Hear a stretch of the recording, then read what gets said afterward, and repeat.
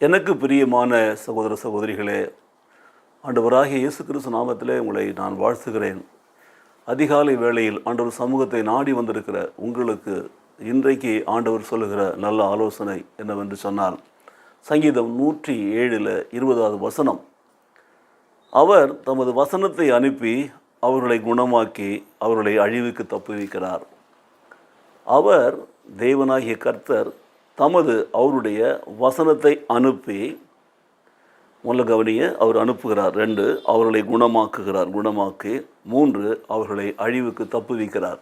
இந்த காலை வேளையில் ஆண்டவர் நமக்கு கொடுக்குற 3 ஆசீர்வாதங்கள் அதுதான்.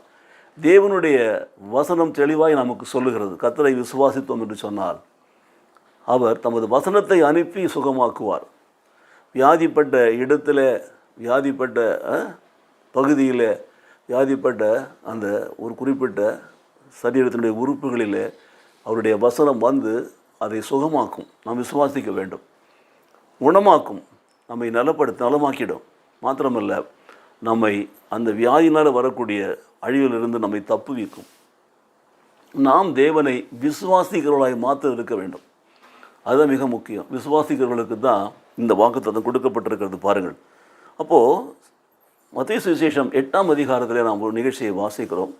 த ஃபெய்த்ஃபுல் செஞ்சுரியன் என்று சொல்லி ஒரு தலைப்பில் 100க்கு அதிபதியினுடைய விசுவாசத்தை குறித்து நாம் பார்க்கிறோம். ஆண்டவர் அதை பாராட்டுகிறார், மெச்சுகிறார். பாருங்கள்.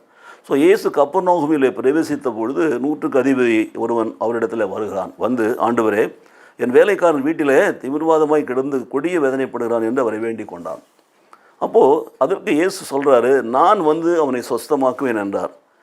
100க்கு அதிபதியினுடைய பதிலை பாருங்கள். அவன் பிரதி உத்தாரமாக, ஆண்டவரே, நீரோ என் வீட்டுக்குள் பிரவேசிக்க நான் பாத்திரன் அல்ல, ஒரு வார்த்தை மாத்திரம் சொல்லும், அப்பொழுது என் வேலைக்காரன் சொஸ்தமாவன் என்று சொல்கிறான்.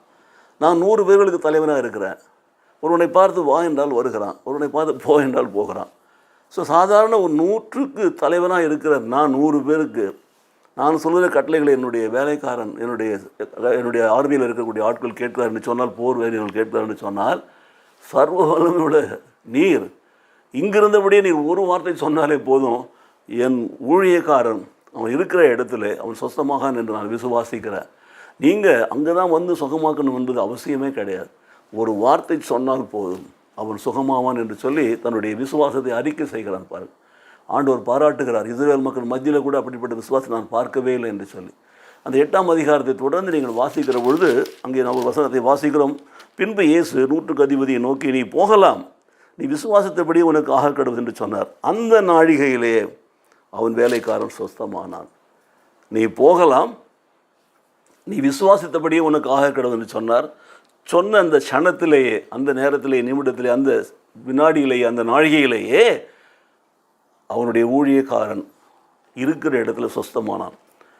அவன் புறப்பட்டு திரும்ப ஊருக்கு போய் பார்க்கிற பொழுது அவன் சொஸ்தமானத்தை பார்க்கிறான். மாத்திரமல்ல, எப்பொழுது நீ சொஸ்தமானா என்று சொல்லி கேட்கிற பொழுது அவன் குறிப்பிட்ட அந்த நாளில், குறிப்பிட்ட நேரத்தில் அவன் சொஸ்தமான் என்று சொல்லுகிறான்.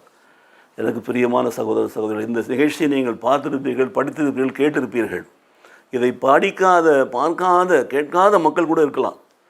இன்றைக்கும் இயேசு அப்படிப்பட்ட அதிசயங்களையும் அற்புதங்களையும் செய்ய வல்லவராக இருக்கிறார். நம்முடைய வாழ்க்கையில் அவர் சுகம் கொடுக்கிறவர், தம்முடைய வார்த்தையை அனுப்பி சுகம் கொடுக்கிறவர், குணமாக்குகிறவர், தம்முடைய வார்த்தையை அனுப்பி அழிவுக்கு தப்புவிக்கிறவர். விசுவாசிப்பீர்களா? விசுவாசித்தால் நீங்களும் தேவனுடைய மகிமையை காண்பீர்கள். உங்கள் வாழ்க்கையில் கூட இப்படிப்பட்ட அதிசயம் நடக்கும். தேவன் உங்கள் வியாதியிலிருந்து உங்களை சுகமாக்கி உங்களை தப்புவித்து உங்களை ஆசீர்வதிப்பார். ஜெபிப்போமா? நேசிக்க நல்ல பிதாவே, இந்த காலை வேளையில் கூட ஆண்டவரே, நாங்கள் தியானித்த வசனத்துக்காக நன்றி செலுத்துகிறோம். சங்கீதம் 107:20 படியாக கர்த்தர் அவர் தமது வசனத்தை அனுப்பி அவர்களை குணமாக்கி அவர்களை அழிவுக்கு தப்புவிக்கிறார் என்ற வார்த்தை எங்கள் வாழ்க்கையிலே ஆண்டவரே நடக்கும்படி எங்களுக்கும் அந்த விசுவாசத்தை தாரும். மத்தேயு சுவிசேஷம் 8ஆம் அதிகாரத்தில் நாங்கள் வாசித்தோம் அல்லவா, அந்த 100க்கு அதிபதியினுடைய விசுவாசத்தை நீர் பாராட்டினீரே, எங்கள் விசுவாசத்தையும் பாராட்டி எங்கள் வியாதிகளிலிருந்து எங்களை சுகப்படுத்த சுவாமி. மற்றவர்கள் முன்பாக நாங்கள் ஆண்டவரே சாட்சிகளை நிற்கும்படி உங்களுடைய கரம் எங்களை தொட்டு சுகப்படுத்த வேண்டும் நாங்கள் ஜெபிக்கிறோம்.